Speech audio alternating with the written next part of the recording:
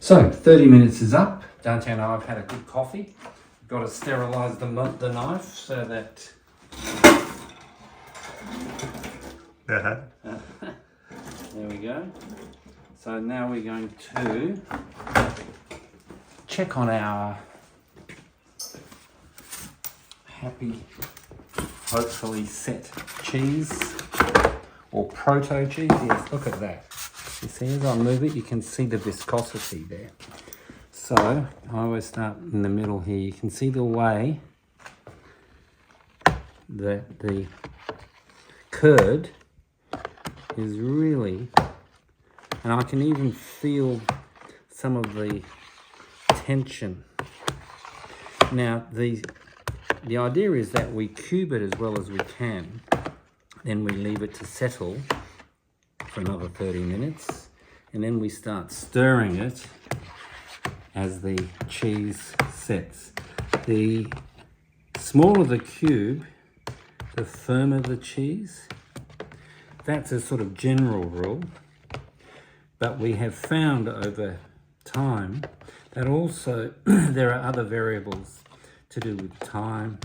Sometimes the milk at the moment is very cream rich, so we're getting a different kind of cheese than we get at different seasons when the milk is more watery. There's more rain happening at the moment.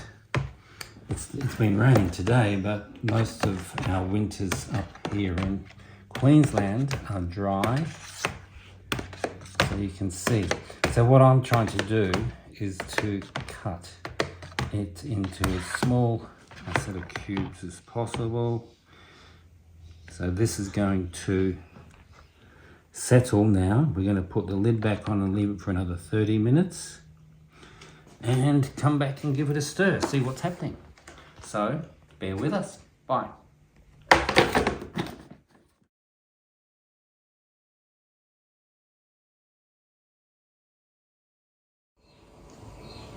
So here we are. 30 minutes has gone by. I've got the water boiling so I can sterilise this. Really important at every step to keep your tools as sterile as you can. That's good to have that. I have this sitting there and I just keep turning it on and off over the morning. So we've got to do this twice. So here we go. You can see how that's the setup. So I'm going to give it a stir. The idea is to break the cubes up and also to identify pieces like that which are extra large. So I'm going to leave that there for a moment, like that. Just come over here and grab the knife, sterilise it again.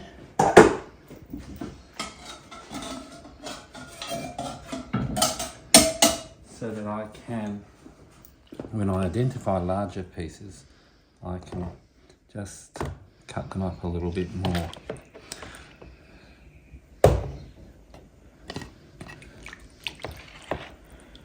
See there? They often get caught. The ones in the corners are the ones to watch for. So,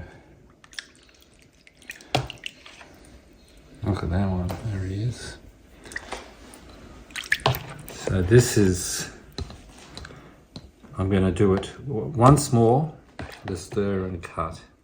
Well, probably next time I won't need to cut.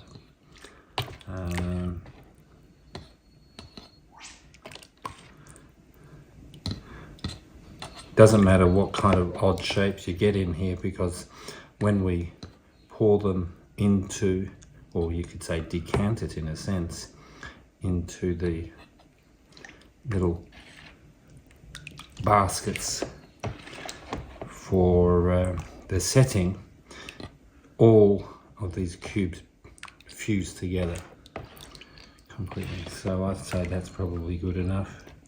There's a couple of big ones there. I'm never too worried about it.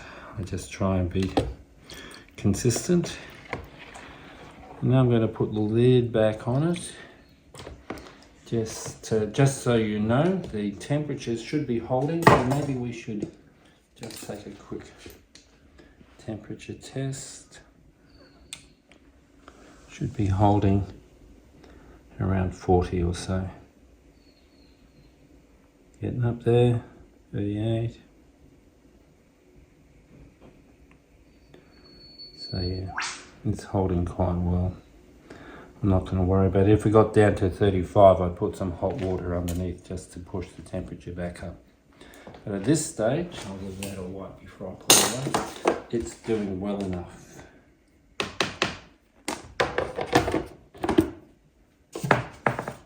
So, 30 more minutes, and then one more stir, 30 more minutes, and then we're ready to put it into the baskets.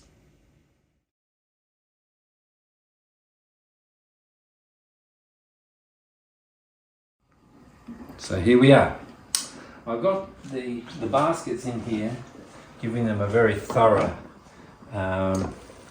sterilisation.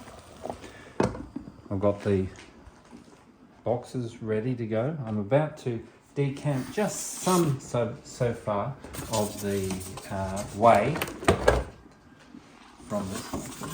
Here. I'm just going to.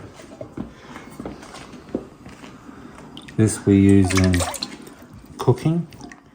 Dante sometimes drinks some of it.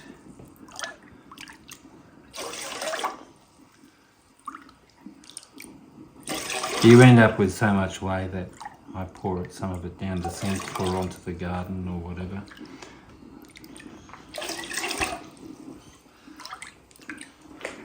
Litres and litres of it.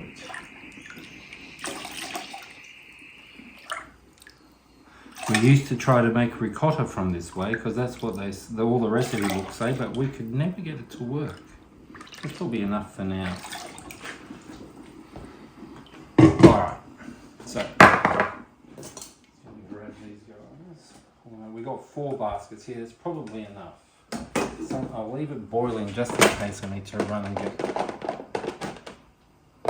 another one. So back up here, which I can use if needed. So we'll see how we go. So here we go. This is the moment we've all been waiting for, when it starts looking like cheese. Okay. So you can see it's quite crumbly.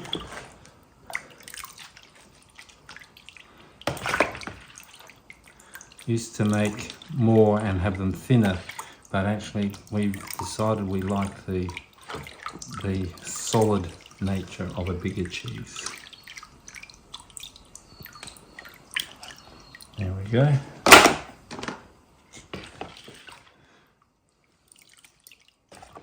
One thing we've never done is weigh them once they're done, before we eat them, to see what we get out of these different size containers roughly.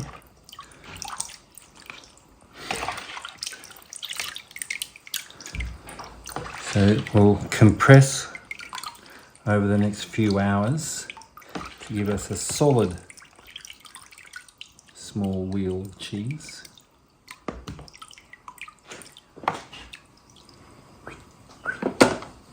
I'll go to this one next. You can see most of it's already, we caught a lot of it already.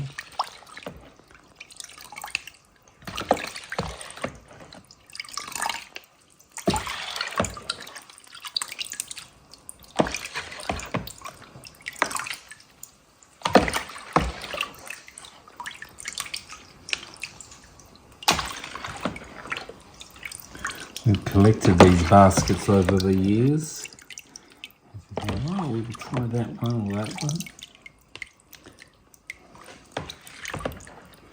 Basically, we just make a feta and we make this camembert.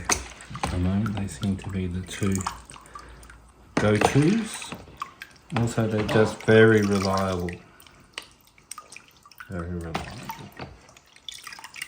Okay, now I'll go. Jump across, put that like that for the time being, and pull that out like that. Dante, you can pull that away if you want. Yeah.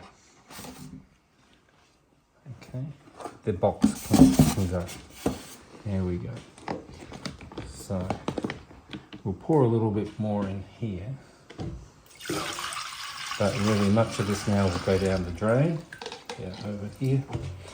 And I'll drop what we get from this into, there's breakfast remains in there.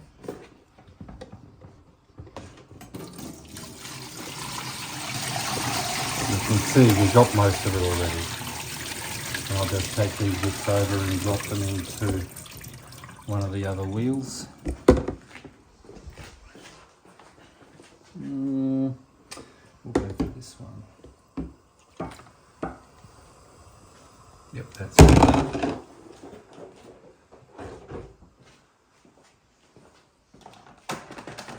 I'll shake it a little bit. Move these out the way. Now, what I need to do now is I'm going to get some semi-cheesecloth. We use Chuck's rags, put them over that, but I need to put them through the thing first, so that's where we'll stop for the time being. So here we are, we're having an oolong tea.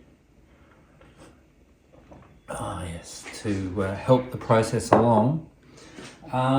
Yeah, so I've brought a number of these to temperature and boiling them, and now I'm going to use them as our rags for our cheesecloths, you could say, for our cheese rings. So I've got that there. Just going to got my elastic bands. Just get them all out so they can cool down. I used to scald my fingers a lot, and I got tired of that. So just pulling them out. There we go. Just open it up. Put it across there like that into my glass of water. Salt water, by the way, so it's not a problem. Here we go. Yeah. So this is so that we can actually create the shape of the wheel ultimately. So I'll do one, and then you know what we're doing for the rest, right? So there's one. Go like that. Elastic band. Drain off the excess whey. Pretty full. So we go like that, and we go like that. So it's already just plopped down, you can possibly see that, and then in an hour we'll flip it over, and every couple of hours we flip it backwards and forwards. And tonight we will have it sitting over on our table there, air drying, but still in the pot until tomorrow. I'm going to have to make some brine in a few minutes now and let that cool, because we actually salt the cheeses in the morning before we actually let them air dry and then refrigerate them. So that's the next step. Thank you very much.